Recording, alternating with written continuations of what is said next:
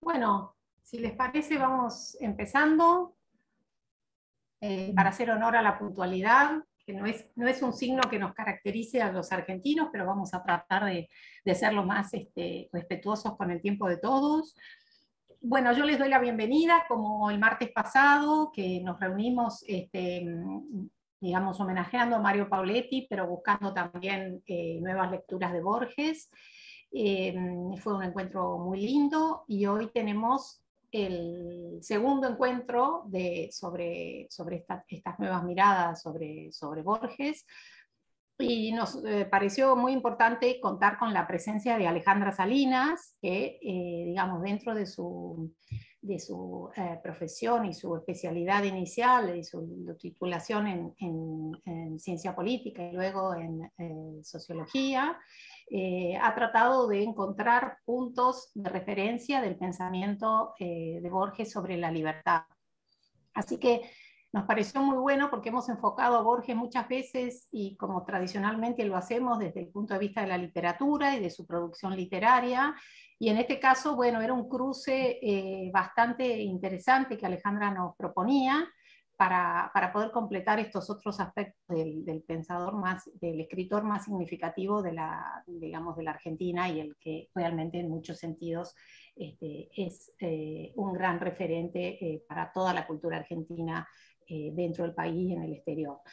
Así que le damos la bienvenida a Alejandra, que como decía antes es politóloga, digamos, licenciada en Ciencias Políticas y doctora en Sociología por la Universidad Católica, y actualmente es profesora de Filosofía Política en la UNTREF y forma parte de grupos de investigación sobre pensamiento político. Y bueno, y se ha dedicado a este tipo de investigaciones en el cruce de todas las ideas sobre la libertad y sobre el pensamiento en este caso que estamos hablando, de Borges. Así que, bueno, nos parecía que era una linda ocasión para que todos podamos participar de sus investigaciones. Ella tiene un trabajo muy importante, un libro que se llama Liberty, Individuality and Democracy en Jorge Luis Borges, que está publicado por una universidad de Estados Unidos en el año 2017, y todos sus trabajos están disponibles en academia.edu, así que cualquiera que tenga un interés mayor o profundizar un poquito este tipo de abordaje que Alejandra realiza, me parece que pueden ir desde ese lugar. Bueno, creo que ya tenemos un número bastante importante de personas que se han unido. Veo que hay, y antes de dar paso a Alejandra, veo que hay gente desde Brasil, desde Rosario, desde Salta, desde Córdoba. Así que bueno, la verdad que estamos bastante federales y bastante amplios en este campo. Así que le vamos a dejar a Alejandra, que va a hablar por un espacio de unos 40 minutos, y cualquiera que quiera comentar o preguntar algo lo puede hacer por el chat, y luego habrá un rato y unos minutos para poder compartir y, bueno, y si fuera el caso, intercambiar opiniones. Así que Alejandra, te doy la palabra para que hagas uso de tu tiempo y te escuchamos con mucho gusto. Bueno, muchas gracias Inés, muchas gracias a todos por estar aquí hoy presentes, compartiendo este interés, mi interés en Borges. Como Inés les explicaba, yo vengo desde la filosofía política, así que la presentación va a abordar la obra de Borges desde esa perspectiva. Voy a compartirles en la presentación un PowerPoint. No soy muy buena ni preparando el PowerPoint ni compartiendo, así que vamos a ver si sale bien la cosa. A ver, ahí va. Vamos a empezar por el principio. Entonces, muy bien. Bien, entonces un poco la agenda que nos convoca hoy es el tema de Borges y la libertad. La presentación de hoy tiene básicamente 5 partes: una introducción, una reflexión sobre la relación de Borges con la política. En tercer lugar, una mención breve de cuáles son las discusiones en torno a los temas que nos convocan hoy. En cuarto lugar, cuál sería la propuesta de lectura que yo quiero compartir con ustedes y una breve conclusión. Así que sobre eso va a girar la presentación. Bien, entonces lo primero que tenemos que aclarar cuando decimos Borges y la libertad es, bueno, ¿a qué nos referimos con libertad? Y específicamente voy a referirme a la libertad en sentido político. La mirada mía es desde la filosofía política y no desde, digamos, lo que llamaríamos la filosofía moral acerca de la libertad humana o el libre albedrío o la condición de la libertad en este mundo, ¿no? No.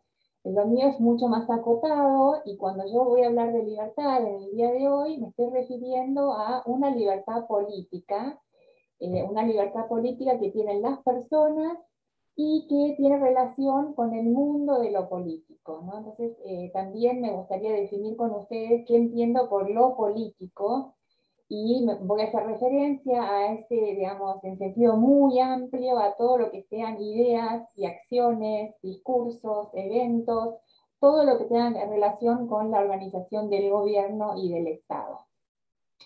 Aquí entonces nos encontramos con una primera pregunta, porque alguien podría preguntar, bueno, pero a Borges no le gustaba la política. ¿Por qué tenemos que dirigirnos a analizar su obra en torno a la política en Borges? Y es efectivamente así. Borges en reiteradas ocasiones y en entrevistas decía que no leía los diarios, que no le gustaba la política, que no le gustaban los políticos en general, mucho menos los políticos de América Latina, que viven para conspirar, para mentir y para imponerse, decía Borges. Y entonces, digamos, habría razón suficiente para cuestionar esta mirada política en el análisis de Borges. Sin embargo, y por otro lado, y esto por supuesto dicho en la forma más sucinta digamos, en esta forma de conferencia, lo que también es cierto es que para Borges los acontecimientos políticos ejercen influencia en la literatura de un país. Y esto Borges lo afirmaba tanto en el caso de él, como por supuesto en el caso de, digamos, la literatura alemana durante la Segunda Guerra Mundial, incluso en la literatura china. Es decir, allí donde hay grandes eventos políticos, la literatura tiene algo que decir sobre esos eventos, sobre esas ideas, sobre esas acciones. Y Borges en este sentido no fue ninguna excepción y, digamos, este es mi argumento, encontró gran inspiración en el mundo de lo político, una inspiración que recorre toda su obra, no solamente los ensayos, no solamente los artículos periodísticos, sino también sus ficciones. Entonces, por supuesto que el mundo de lo político es muy amplio y habría muchas preguntas para hacernos en relación con ese mundo, pero yo voy a recortar entonces el objeto de investigación, el objeto de la presentación, y entonces voy a presentarles cuáles son las preguntas básicas de la filosofía política, al menos algunas de esas preguntas. Y las preguntas que me gustaría presentar acá son tres. ¿Cuál es la naturaleza de la asociación política? ¿Por qué estamos reunidos en un Estado? ¿Qué significa estar reunidos en la organización de un Estado? ¿A qué nos referimos cuando hablamos de orden político legítimo? ¿En qué consiste la legitimidad? Y, por último, ¿cuáles son los conflictos, las amenazas, las interrupciones a ese orden político y cómo se pueden superar? Perdón. Muy en general, entonces vamos a decir lo siguiente. Las respuestas a estas preguntas, las respuestas relacionadas con el orden y con el conflicto que vamos a analizar en el día de hoy, tienen que ver con esas tensiones que se dan entre la libertad individual, por un lado, y la autoridad estatal. Este es el tema que, digamos, nuclea y estructura toda la presentación. Y en particular el objetivo va a ser entonces analizar cómo en la obra de Borges encontramos que el autor dio forma literaria a ese mundo de lo político, muy en general, y al conflicto entre libertad individual y Estado en particular. ¿Bien? Entonces ese va a ser un poco el recorrido que haremos en el día de hoy.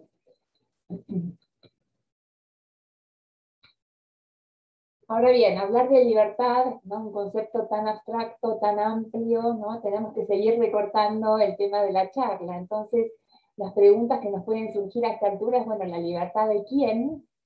¿Cuál libertad? Y la libertad hasta dónde, ¿no? Me parece que estas precisiones son necesarias, digamos, después lo vamos a ir viendo en la obra de Borges, pero son necesarias para que entender a qué nos estamos refiriendo con la idea de libertad política en este contexto. En primer lugar, la libertad de quién. Acá debo mencionar que Borges una y otra vez se declaraba ser un individualista metodológico, lo que en ciencias sociales se entiende por esa perspectiva que estudia la sociedad, que analiza la sociedad en términos de lo que las personas individuales sienten o hacen, es decir, no en términos de grupos o clases sociales. Y entonces la libertad es la libertad de las personas individuales, en Borges. ¿Cuál libertad? Bueno, la libertad individual para desarrollar sus planes de vida, sus proyectos, sin interferencia estatal, sin interferencia política. Y esto se aplica tanto a proyectos, digamos, de libertades civiles, escribir, moverse, actividades económicas, de tránsito, de expresión, etcétera, como las libertades políticas, de expresar opiniones políticas y actuar en el campo de lo político. Y lo que también es importante, quizás es un aspecto menos subrayado en la obra de Borges, es los límites de la libertad, como dirían otros, ¿no? Es decir, la libertad individual, ¿hasta dónde llega? ¿Hasta dónde este concepto de individuo libre en Borges es totalmente libre o tiene algún tipo de restricciones? Y acá introducimos entonces el tema de la ética. Borges en reiteradas ocasiones, en entrevistas y textos por igual, subrayaba que la ética era lo que más le importaba. En sus textos tardíos, en casi todos los prólogos y algún epílogo, él vuelve sobre esta idea. La ética es aquella disposición individual que nos hace autorrestringirnos, restringir nuestras propias libertades y conductas en función del respeto mutuo, en función del respeto hacia el otro. Y es esa la condición que subyace a un orden social pacífico y libre. Entonces, este es el retrato de la libertad, digamos, una libertad individual, una libertad política frente al Estado y una libertad con límites éticos que son tanto o más importantes que el ejercicio de la libertad en sociedad. Bien.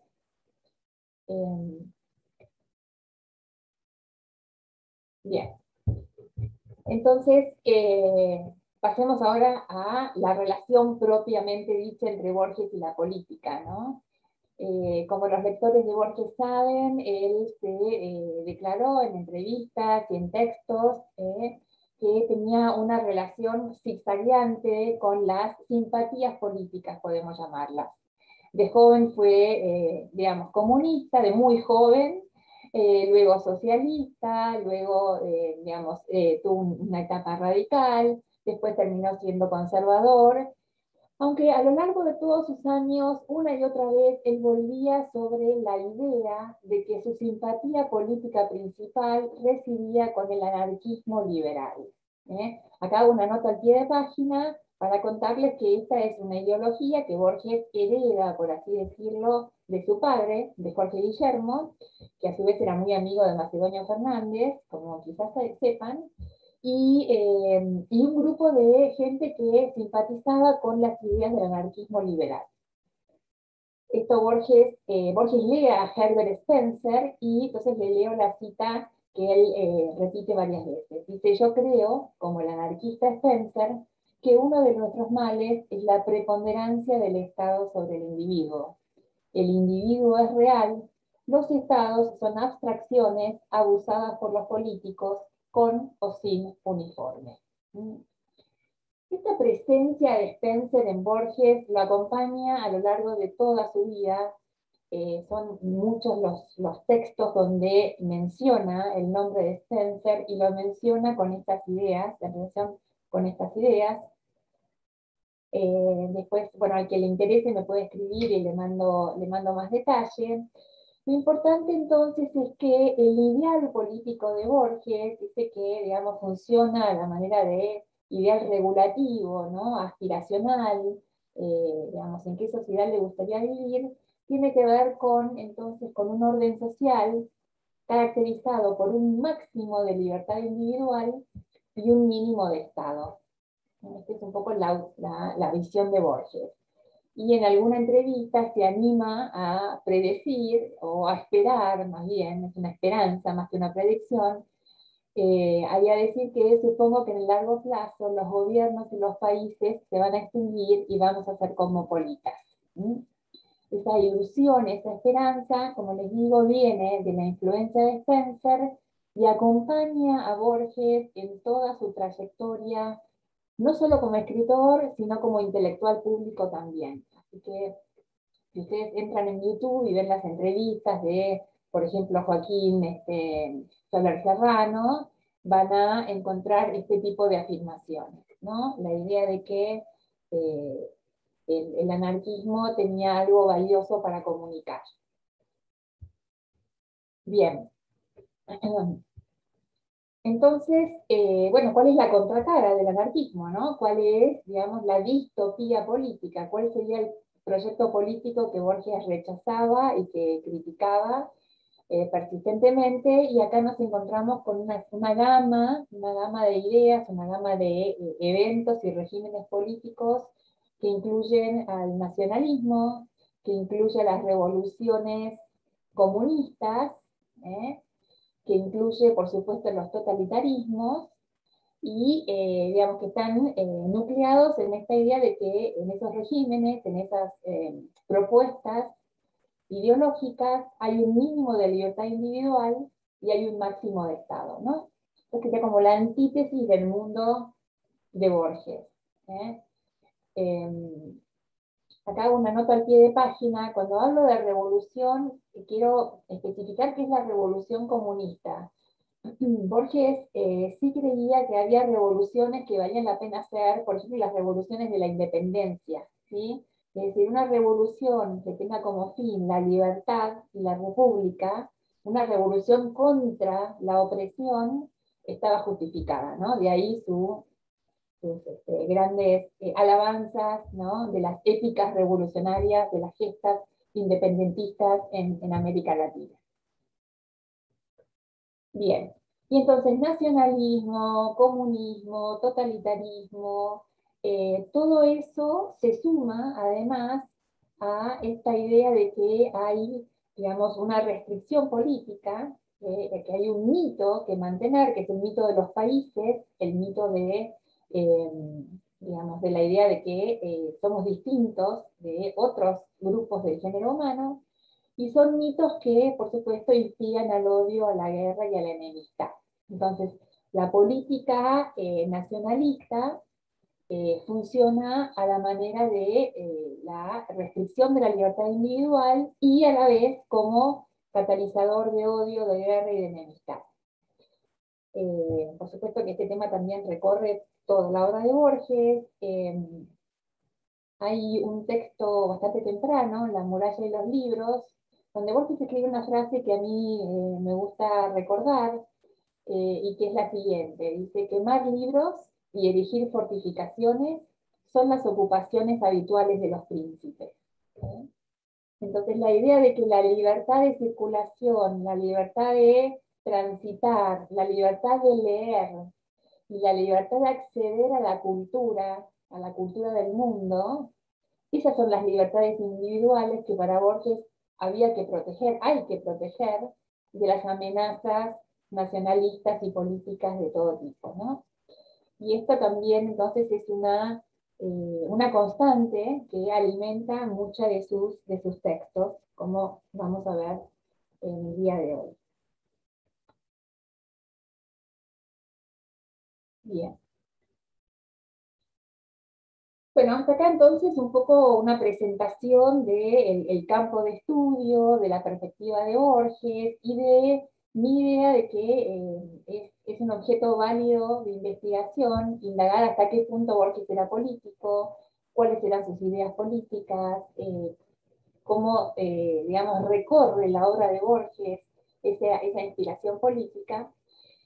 Y como toda interpretación, por supuesto que se presta para interpretaciones y para discusiones.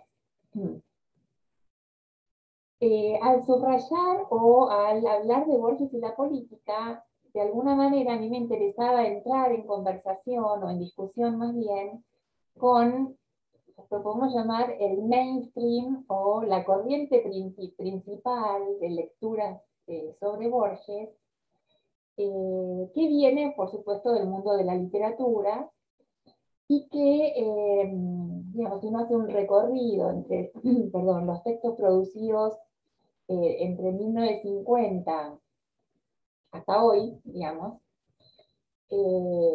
han preferido subrayar unas ideas no solamente distintas, sino más bien contrarias a mi lectura, ¿no? Entonces, ¿cómo resumir estas ideas? Bueno, podemos resumirlas muy sucintamente en la idea de que a Borges, como escritor, no le interesaba la realidad, no le interesaba el individuo y no le interesaba la libertad. Estas, digamos, aseveraciones se reflejarían, para ponerlo en términos de los críticos, en las siguientes expresiones. En Borges encontramos la negación del yo, la fragmentación social, encontramos la inestabilidad, escepticismo, encontramos la nada, el caos y la irrealidad. La lista de críticos es larga, también al que le interese me escribe, yo se la mando. Pero básicamente, como para resumirlo en una idea, digamos, la perspectiva que atraviesa estas lecturas es que Borges vivió cómodo en el mundo de la ficción, desconectado y despreocupado por los problemas sociales. La versión más reciente, el año pasado ustedes sabrán que se publicó el libro de Vargas Llosa, Medio siglo con Borges.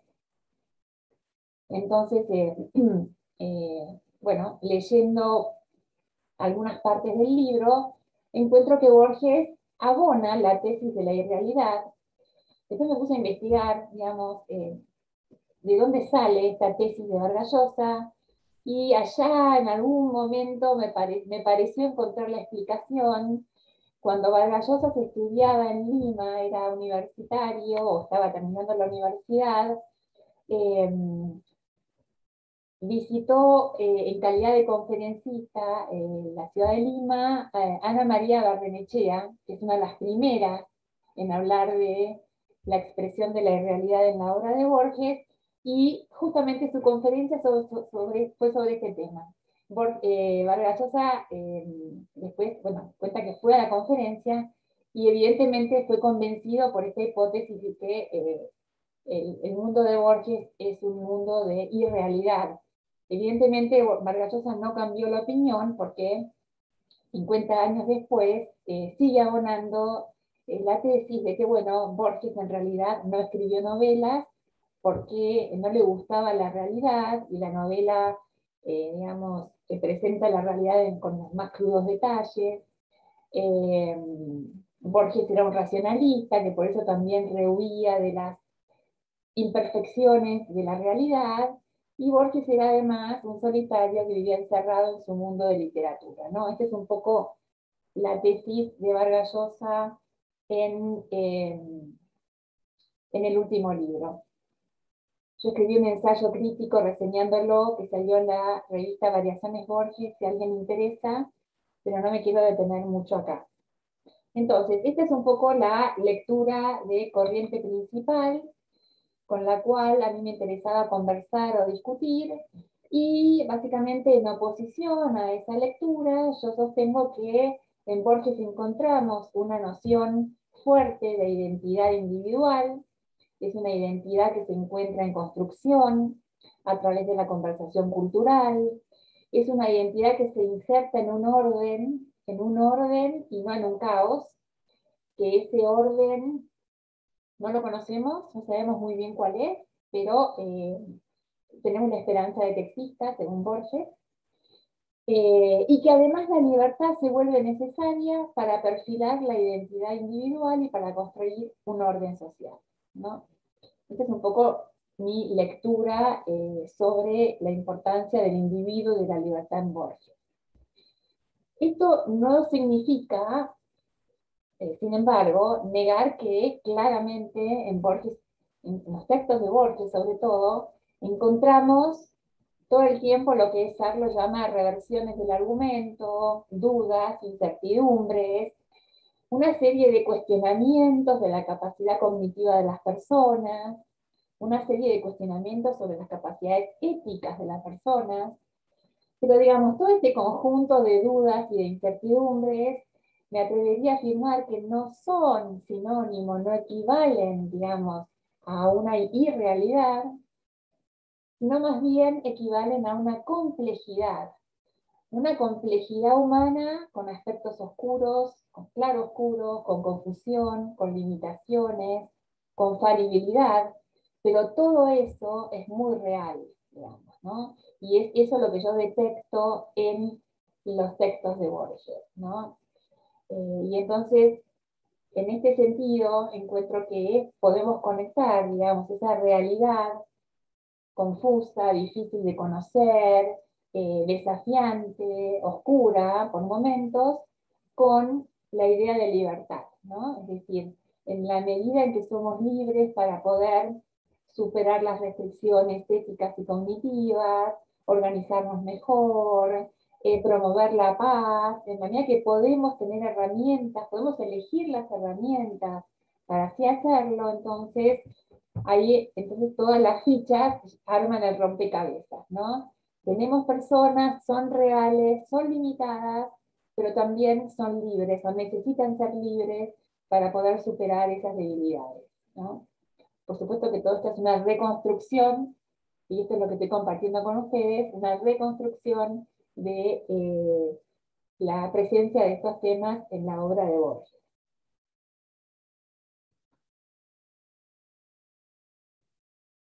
Bueno, hasta acá entonces una presentación, ahora vamos un poco más a lo concreto, ¿no? Bueno, pero ¿a dónde Borges habla de estas cosas? Bueno, yo acá entonces mi lectura la voy a estructurar en base a algunos textos y algunos temas que me parece importante compartirles. En primer lugar, bueno, lo que yo mencionaba antes, la filosofía política, ¿no?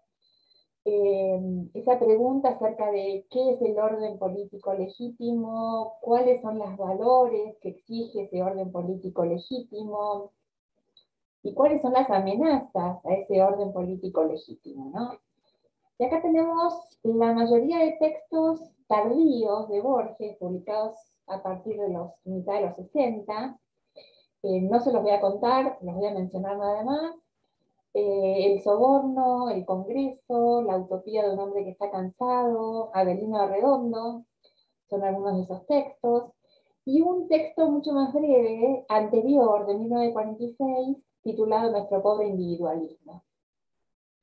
Bueno, estos textos dan alguna idea de lo que estaba comentándoles antes, ¿no? En estos textos, por lo menos, yo encontré los siguientes, digamos, aspectos a resaltar, ¿no? Encontré que hay individuos, hay personas autosuficientes, es decir, con identidad fuerte, ¿no? No están desdibujadas, no es la nada de la personalidad, son personalidades muy fuertes y autosuficientes.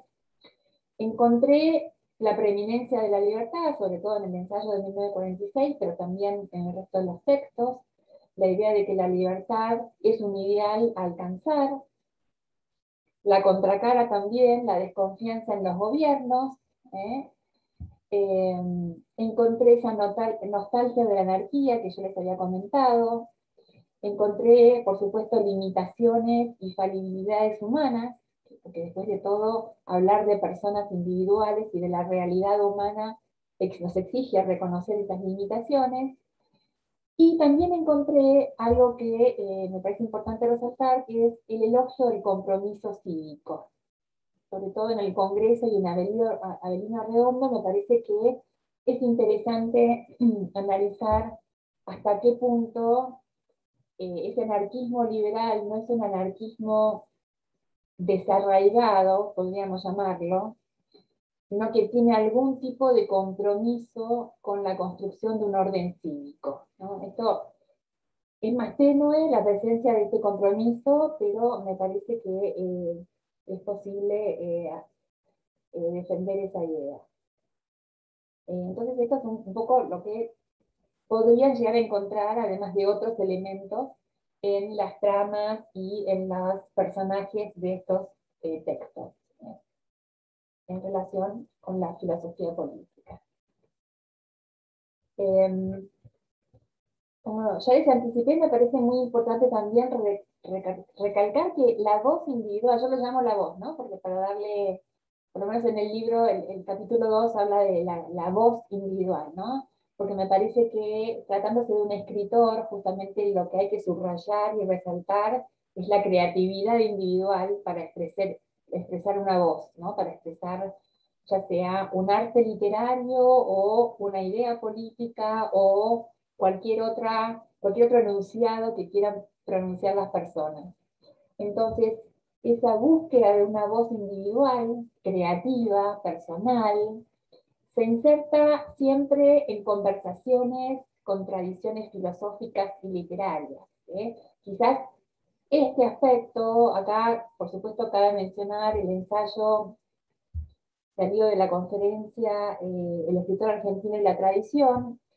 Esto es muy importante en Borges, no hay tiempo hoy para digamos, profundizar sobre eso, pero sí es importante mencionar entonces que la identidad personal, la creatividad de esa persona, se nutre de tradiciones, se perfila en el tiempo, pero no del todo. Es una identidad evasiva, es confusa, no sabemos muy bien quiénes somos, no sabemos muy bien qué estamos haciendo. En Inferno 1, 32, los lectores de Borges recordarán que es exactamente eso lo que le pasa al Dante, ¿no? El Dante se entera quién era solo en el momento de morir.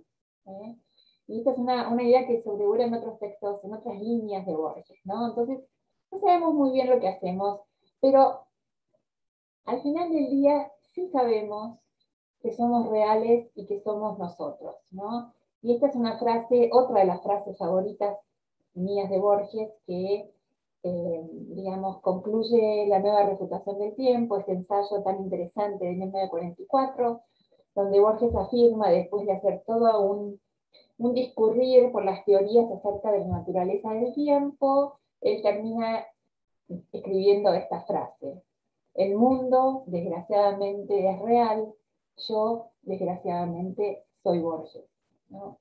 Entonces acá hay una realidad que nos interpela, una realidad que no solamente nos interpela, sino que espera de nosotros esa pequeña contribución con nuestra voz individual.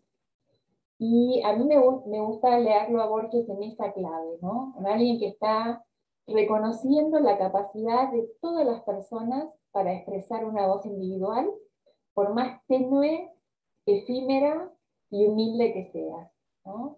Y él mismo, como saben, recalcaba una y otra vez esa idea. Bueno,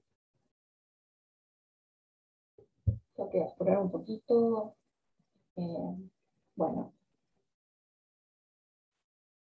entonces, filosofía política, la voz individual, y acá estaría como el tercer tema de lectura, que es la utopía liberal, que les mencionaba antes en relación con el anarquismo. Una utopía liberal en el sentido de una utopía política donde las personas son capaces de hacer todo lo que se proponen.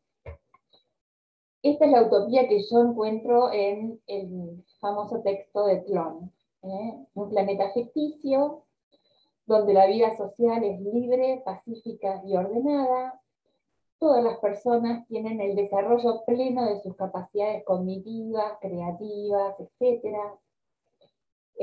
Está presentado por ese estilo literario, describiendo todas estas capacidades.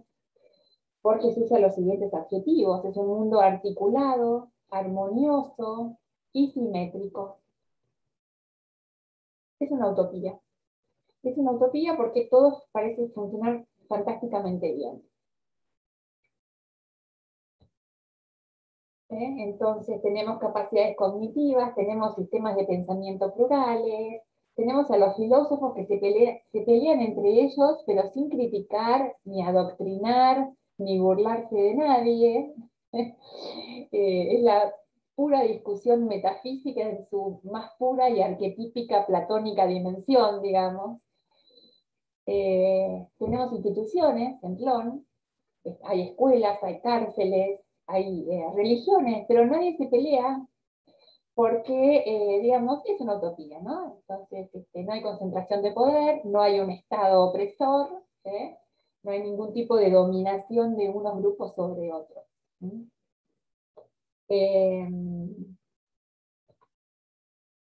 Hasta acá la utopía.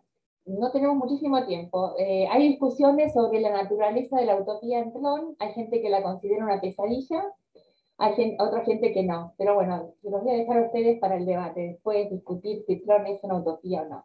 Lo que sí me interesaba hoy hacer es contrastar ese mundo utópico de Plon con, digamos, otros textos de Borges, donde se nos presenta con el caso opuesto, ¿no?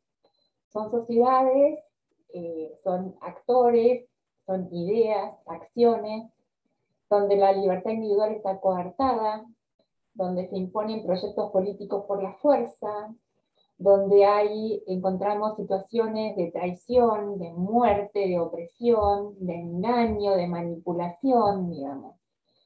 Me estoy refiriendo a los textos también famosos de Deutsche Requiem, La forma de la espada y Tema del traidor y del héroe.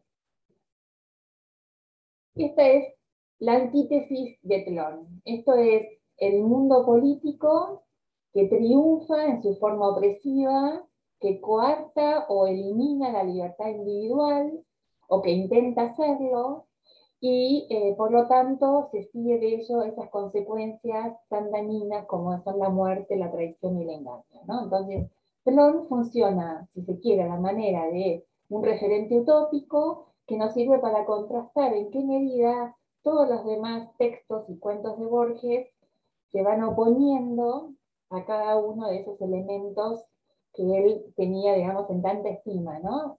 Vuelvo sobre la idea: la libertad individual, la capacidad para desarrollar nuestra propia voz y, por supuesto, la paz y la armonía social, ¿no? Entonces, estos son un poco, a manera de contraste, las utopías y ditopías de Borges, si queremos llamarlas así, ¿no?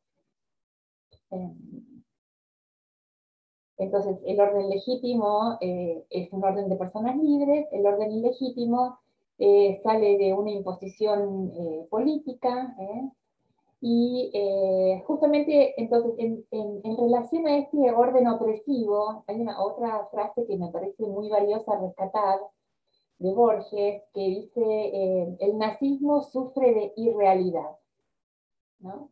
Fíjense cómo él está jugando entonces, con esa realidad de un orden, si se quiere, libre, armonioso, democrático, y el que sufre de irrealidad es el nazismo. Justamente ¿por qué? Porque es imposible evitarlo, porque va contra la realidad de esa naturaleza humana que busca ser libre, que busca expresarse, que busca ser excelente, aspira, aunque no pueda. Y justamente, entonces por eso el nazismo es irreal, ¿no? Fíjese cómo se invierten los términos. Porque en última instancia conduce a la muerte, que es digamos, el fin de toda la realidad humana, ¿no? Entonces, el orden es lo real, el desorden y la opresión serían, y el caos serían lo irreal, ¿no? Un poco también haciendo el contrapunto con esa teoría que les comenté antes de la lectura de la irrealidad en la obra de Borges. Bien, entonces esto es lo que tenemos como contrapunto. Tron y la irrealidad del nazismo. Me parece que lo estoy inundando de temas. Si necesitan una pausa o un descanso, alguien me levanta la mano porque por ahí voy rápido con demasiada densidad, digamos, pero quería como compartirles todo lo que podía en este espacio de tiempo. Pero, bueno, entonces ya leí de filosofía política, de la voz individual y de la utopía liberal como mis ejes de lectura, ¿no? Lo que sería el cuarto eje de mi lectura tiene que ver con lo que podemos llamar la libertad en la frontera, ¿no? En la frontera, digamos, literalmente frontera, ¿no? Ese espacio geográfico de encuentro entre dos culturas, entre dos personas, entre dos grupos, ¿no? Y entonces acá los textos de Borges que yo relaciono con este tema, con la libertad y la frontera, son textos vinculados a la historia y a la literatura argentina, biografía de Tadeo Cruz, Martín Fierro, El Fin, Un diálogo entre hombres muertos, El Sur, El Evangelio según San Marcos, La noche de los dones, y un grupo más pequeño de textos vinculados a la libertad en la frontera, que serían, digamos, vinculados más al mundo, que serían la historia del guerrero en la cautiva, el informe de Brody y el etnógrafo, ¿no? Entonces, la frontera, digamos, se presenta como un espacio de encuentro y es un espacio donde los personajes hallan o expresan libertad. Acá hay una serie de, digamos, diferentes instancias o formas de encontrar la libertad. Por ejemplo, libertad para decidir quiénes son o quiénes no quieren ser. Ese es el caso de Tadeo Cruz, es el caso del guerrero, es el caso de la cautiva, es el caso de Juan Dalman. La frontera les presenta como un espacio donde ellos tienen esa libertad. Quiero seguir perteneciendo a la civilización de los bárbaros o me sumo a los romanos, dice el guerrero. Quiero seguir perteneciendo a la frontera, digamos, más allá de Junín, o me sumo, digamos, o permanezco con los policías, dice Cruz.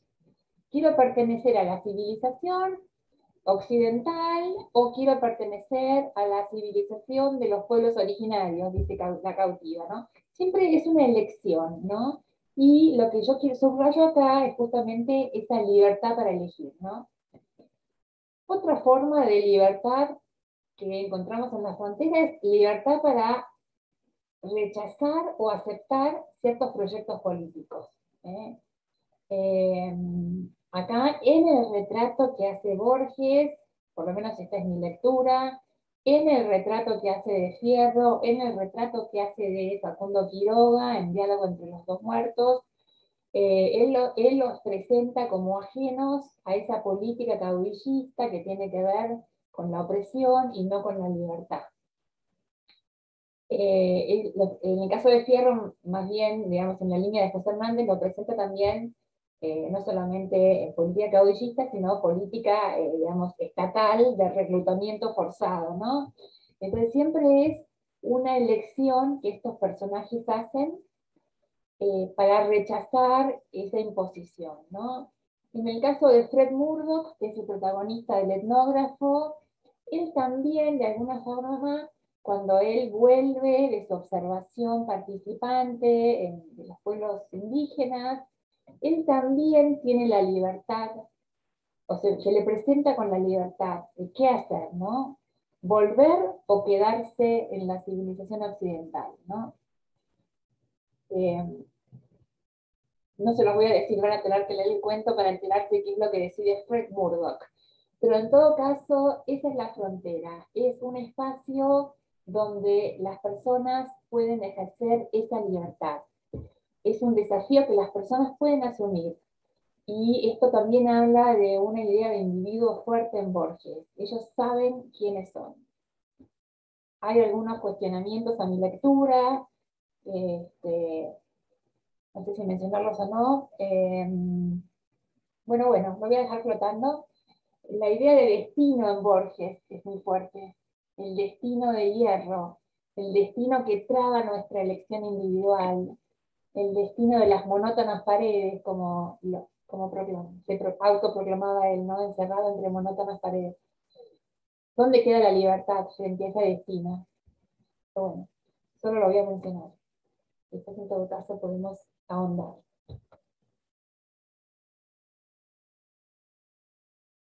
Bien. Y por supuesto, no se puede hablar de libertad política en Borges sin hablar de la relación entre libertad y democracia. Borges tuvo una relación difícil con el concepto de democracia, esto lo analiza en el capítulo 5 de mi libro. Es una relación que hay que, digamos, explorar en todos sus zigzags y todas sus, digamos, volatilidades. ¿eh? En el día de hoy lo único que me interesa recalcar es que justamente esa idea de esa sensibilidad democrática que Borges lee por primera vez en Whitman y en Emerson, y de quienes toma toda su idea, tiene que ver en las primeras décadas del siglo XX con el modelo liberal, con ese modelo de libertad que produjo la integración social, riqueza económica, estabilidad institucional. Y entonces Borges de alguna manera siente que la literatura es un espacio para contribuir a la construcción de esa cultura democrática en libertad. Este es un ensayo, Tareas y Destinos de Buenos Aires, en ocasión del cuarto centenario, donde fluye muy claramente esta idea, ¿no? Esa apuesta por una democracia en libertad lo atrae y se siente partícipe desde la literatura en la consolidación de ese orden social.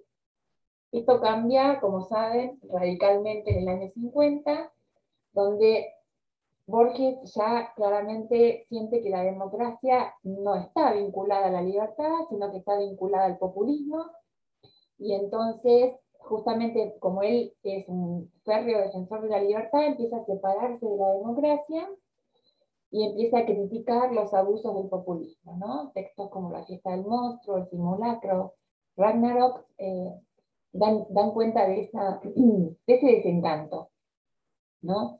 La democracia ya no es igualdad social, ya no es un sistema electoral, sino que es una política desenfrenada y abusiva. Y esto, digamos, esta idea permanece con él hasta fines de los 70, donde él literalmente dice, bueno, la democracia es una superstición, digamos, es simplemente un abuso de la estadística, ¿no? Esta expresión, que ha dado, digamos, mucho que hablar, tiene que ver con ese desencanto de por qué la democracia se alejó de la libertad y se acercó a una política desenfrenada, ¿no? Y acá también, quizás como una nota al pie, ya falta menos, 2 o 3 slides, uno se pone a pensar, ¿no? En el abuso de la estadística, ¿por qué dice que es un abuso de la estadística, ¿no? La idea de abuso a mí me interesa relacionarla no tanto con la libertad en Borges, sino con otro componente que quedaría para otra charla quizá, que es el tema de la moderación, ¿no?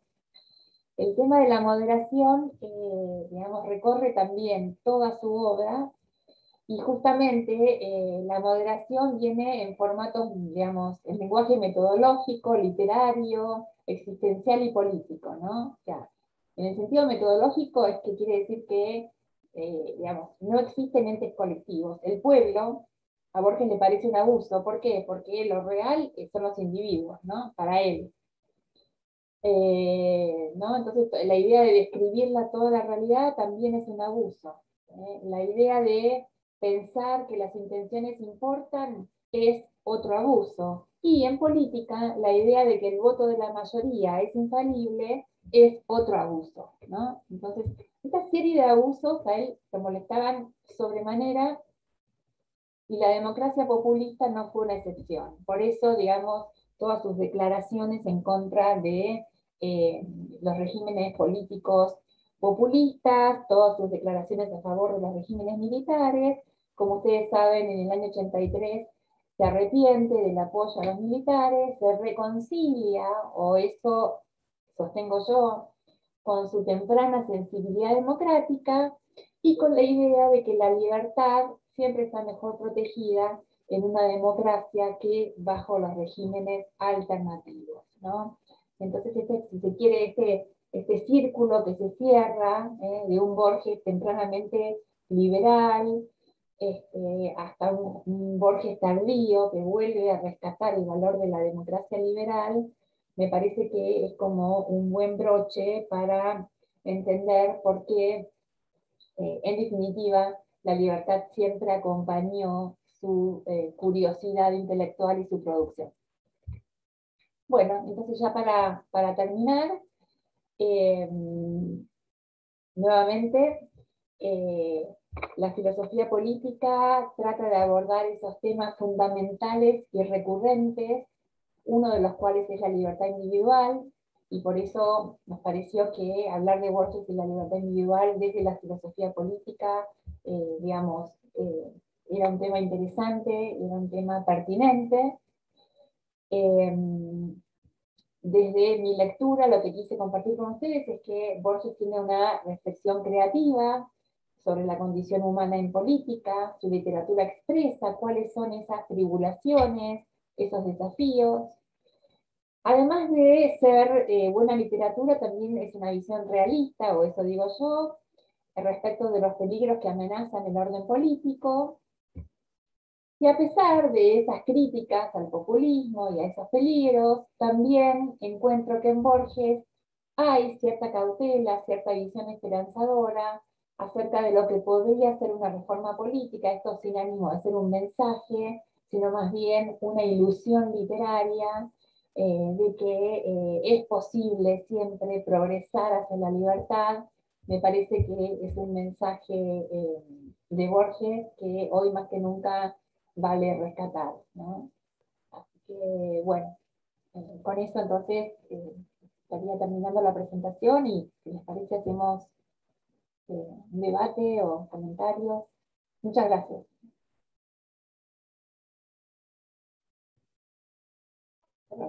Gracias, Alejandra. Yo veo que hay algunos comentarios en el chat, pero bueno, la verdad que ha sido muy rica tu presentación y muy variada. Una de los comentarios que tenía era en esta etapa en que él cuestiona la democracia y dice que en definitiva es un paso a los populismos, ¿qué opción presenta viable? Porque, digamos, su mayor preocupación era el respeto a la libertad individual o a las individualidades. Pero bueno, no hay duda que vivimos en un sistema social que tiene ciertas instituciones. ¿Cuál era un poco su posición en eso antes de hacer esta reflexión de 1983? Digo, ¿hay alguna forma, él plantea alguna opción o simplemente lo deja así como crítica? Bueno, en algún texto que no recuerdo ahora mismo dónde fue, pero en algún texto él declara que él estaba, digamos, o sea, no era ni monarquista ni demócrata radical, era más bien una especie de demócrata republicana, es decir, una democracia republicana con límites al poder estatal, digamos, ¿no? O sea, que esa sería su simpatía política.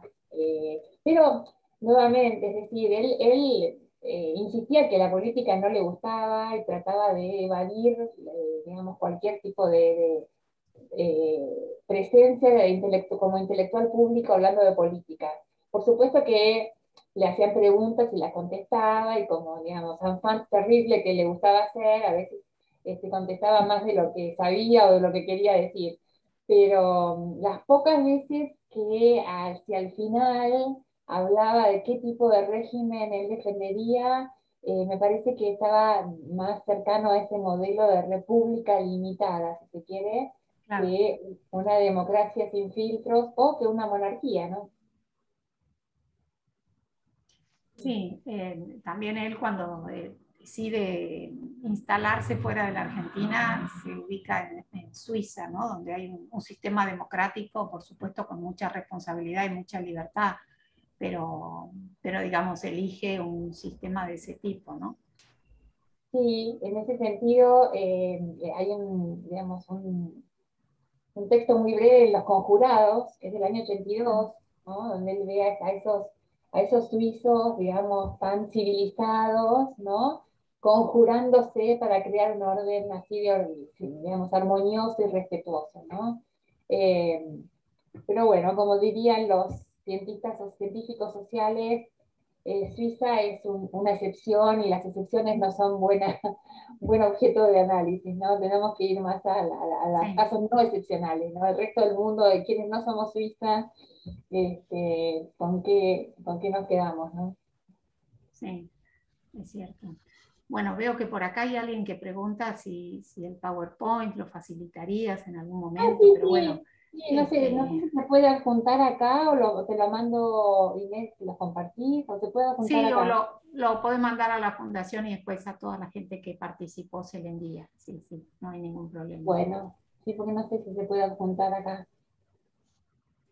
Contamos hoy con la presencia, digo porque lo comentamos al inicio, pero hubo mucha gente que se sumó luego con la presencia del presidente de la fundación, Roberto Aras, que está acá acompañando, y veo que está levantando la mano. Perdón, Roberto, que no vi tu manito.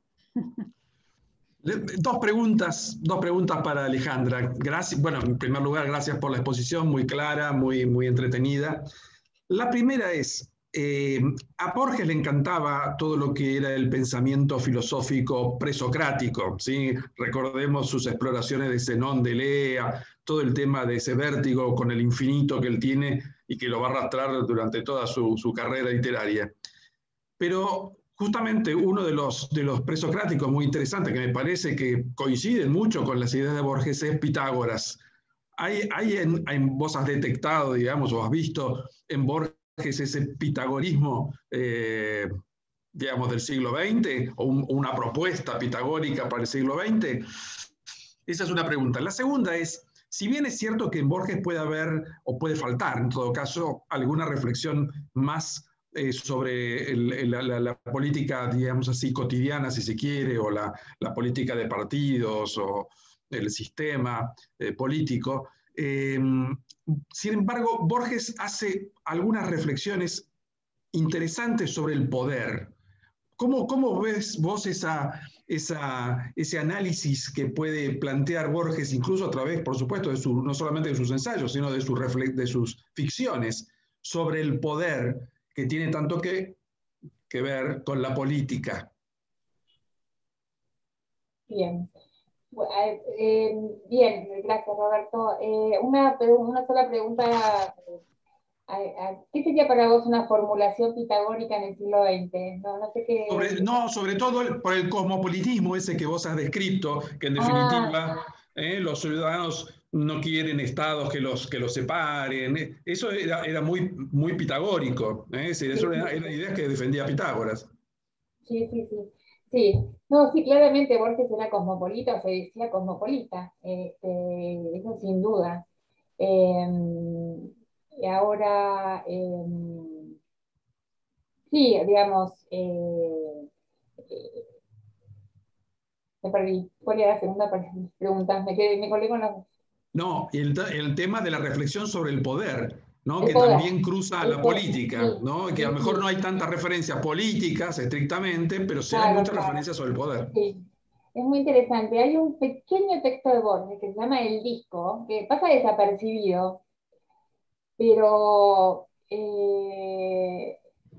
y después yo no sé si la memoria de Shakespeare también, o sea, son textos donde hay una situación donde ves que uno de los personajes tiene una ambición de poder, ¿no? En el caso del disco es la ambición de ser rey, ¿no? En el caso de la memoria es la ambición de tener toda la memoria del universo, ¿no? Esa ambición personal, para llamarlo más que poder, es como una ambición de dominar el cosmos, digamos. Yo creo que es una ambición humana que Borges retrata, que captura bien y retrata, y que rechaza, ¿no? Porque Borges era, digamos, en términos de personalidad, que creo que se refleja en su producción, una persona de un perfil muy bajo, ¿no? Muy humilde, y muy distanciado de esos de grandes proyectos ambiciosos. De hecho, todas sus reiteradas declaraciones de que no entendía qué veían en él, no entendía por qué los premios, por qué deben estar equivocados, alguien va a descubrir que soy un farsante. Hay quienes piensan que era una falsa modestia. Yo creo que realmente él se sentía así, que era como un impostor robándole el podio a alguien. Es más, si uno tuviera, digamos, si uno viviera 150 años más, podría incluso investigar, porque él, es cierto que él mucho de lo que escribe lo reescribe, porque lo toma de otros autores, ¿no? Eso de la tradición que les mencionaba antes, él lo declara porque en el fondo lo practica, digamos, ¿no? ¿Cuántas de las frases de Borges son ajenas? Muchísimas, ¿no? Él tiene esa capacidad de volver a reescribirlas, ¿no? Y lo hace sin culpa, lo hace sin culpa, porque él dice, es decir, eh, esto está bien digamos, presentado en la lotería en Babilonia, ¿no? Eh, Cada persona puede aportarle algo al mundo, aunque sea cambiando una coma. Es decir, la creatividad, la originalidad individual, nosotros estamos acostumbrados a pensarla en grandes términos, ¿no? El tema, el argumento, el personaje más original, esa persona... Y Borges nos dice exactamente lo opuesto. No, original es el que sabe cambiar la coma del lugar, ¿no?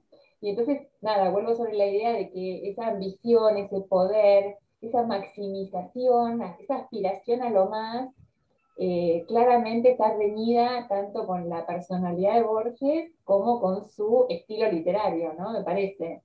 Pero bueno, es mi interpretación. Tu interpretación, aún después de haber leído el Borges de Bioy Casares. Uy, no me hagas empezar con el Borges de Bioy Casares. No hay que leer el Borges de Bioy Casares. No hay que leer. O sea, a ver, el Borges de Bioy Casares, no voy a empezar con eso, pero un solo dato político. Fíjense, las entradas entre 1947 y 1955, repito, registren las fechas, 1947 y 1955, no hay una mención de peronismo. ¿Me vas a decir? O sea, ¿quién lo editó? ¿Qué mano negra editó ese diario? No, no sé, o sea, puede haber cosas valiosas. No sé, tengo un registro por ahí, me dio tanta bronca que nunca ni siquiera lo pasé a la computadora. En otro momento del libro, creo que conté 3 veces donde el diario dice, hoy Borges nos contó que se casa con Elsa Tete. 3 veces lo cuentan. Yo no sé quién editó ese libro, pero no hay que confiar, no hay que confiar. Yo cuando me di cuenta de eso dije, ¿pero esto qué es? O sea, imposible. Así que bueno, pero vuelvo sobre, claro, entonces, sí, qué sé yo, es el Borges, el único Borges que podemos juzgar es el Borges que publicó, Claro. El Borges que entrevistó. Todo lo demás, y puede ser ficción, o no, pero ¿cómo sabes? ¿Cómo sabes? No Sí. puedes saberlo. Sí. Sí, es verdad. Es verdad. Bueno, ¿alguien más quiere hacer algún comentario o participar de alguna manera? Ha habido muchas felicitaciones, muchos Muchas agradecimientos, gracias, muchas gracias. mucho Gracias gusto por- por las presentaciones y como decía, hay gente de Brasil, de Salta, de Córdoba, de Rosario y bueno, y unos cuantos porteños que estaremos acá sentados también escuchándote con gusto. No sé si alguien más quiere comentar algo o Alejandra hacer un cierre de toda esta presentación. No, bueno, agradecer nuevamente la invitación. Para mí siempre es un placer poder compartir estas ideas, estas lecturas, y bueno, y seguir indagando, ¿no? Hay tanto para explorar en Borges, que realmente es una agenda de investigación interminable. Ahora Roberto me acaba de dar otra idea del poder y Borges, así que bueno, por ahí vamos por ese lugar, vamos por ese lado. Sí, sí, Me sí, parece sí. me parece muy bien, me parece muy bien. Y una última preguntita muy chiquita. Es decir, vos ves que ha cambiado la actitud de Borges hacia la política antes y después de esa persecución que tuvo por el peronismo? Es decir, ¿cambiaron sus ideas por eso, por esa experiencia, vamos a decir así, por la experiencia de lo que es un Estado dictatorial? O no, o eso de alguna manera confirmó las ideas previas que él tenía y lo único que le pasó fue padecerlas. Bueno, yo creo que confirmó lo que, digamos, Borges ya venía viviendo, digamos, desde los años 30. No nos olvidemos el contexto de creciente nacionalismo, digamos, de grupos en Buenos Aires festejando a Hitler, ¿no? Todos esos grupos germanófilos, como los llamaba Borges. Eh, Eso es mucho antes que Perón, ¿no? O sea, ya en la década del 30 él se está codeando con esas ideas en Buenos Aires, las ve avanzar, no solamente acá, sino a nivel mundial, y está preocupado, y yo creo que, digamos, el peronismo vino a confirmar una modalidad más, una versión más digamos, de esa crítica que él le hacía a lo que podemos llamar en líneas muy generales política opresiva, ¿no? Digamos, que va contra la libertad individual, ¿no? Así que me parece que más bien confirmó. Sí, sí, sí. Bueno, después de esta charla yo creo que estaremos de acuerdo en que Borges no diría, Alejandra Salinas, ¿quién es esa chica, no? Alejandra Salinas. No diría eso. Diría Alejandra Salinas que me sabe interpretar muy bien. No, bueno, bueno, curiosamente, claro, la interpretación, la libertad que uno tiene para interpretar a Borges, nuevamente es sin culpa, ¿no? Porque él era el que estaba pregonando la libertad de interpretación de todo, bajo todas las perspectivas posibles, ¿no? Entonces, uno puede acercarse a Borges. Yo siempre digo, hay que acercarse a Borges sin temor, porque el mismo autor te autoriza, a poder justamente innovar en esa interpretación. Después Humberto Eco se va a encargar de decirnos cómo se interpreta bien o mal. Pero si es por Borges, viva la libre interpretación, ¿no? Y entonces, como nota al pie, como cierre, no puedo evitar, si ustedes entran en la página de la Fundación Internacional Borges, hay un lema ahí arriba que me molesta sobremanera, que es contribuir a la correcta interpretación. Digo, Borges jamás hubiera aprobado esa frase, ¿no? Muy bien. Sí. Gracias. Gracias, Alejandra. Creo que, como vos decís, Borges es un personaje, un pensador, un escritor inabarcable, porque tiene tantas facetas para verse y tantos aspectos para poder hilar. Bueno, vos has encontrado un aporte nuevo para todos nosotros y bueno, te lo agradecemos mucho. Así que te comprometemos para tu próxima investigación volver a presentarla acá y volver a compartirla todos juntos. Así que desde la Fundación, tanto Roberto como yo, encantados de que estés con nosotros. Y creo que también todo lo que se comenta por el chat indica que estamos en esa línea y que hemos disfrutado y aprendido mucho con tu charla. Así que, bueno, te entusiasmamos a seguir investigando. Cuando quieran, muchas gracias por estar acá presentes y bueno, seguimos en contacto con todos. Te voy a mandar el PowerPoint. El Power así lo mandamos, claro, porque a la gente le interesa y bueno, por lo menos ya tiene la referencia de los textos y de la forma que lo encaraste y puede serles útiles, ¿no? Desde luego. Bueno, muchas gracias. Bárbaro, muchas gracias y buenas noches para todos, así que nos vemos en la próxima. Chao. Chao, chao.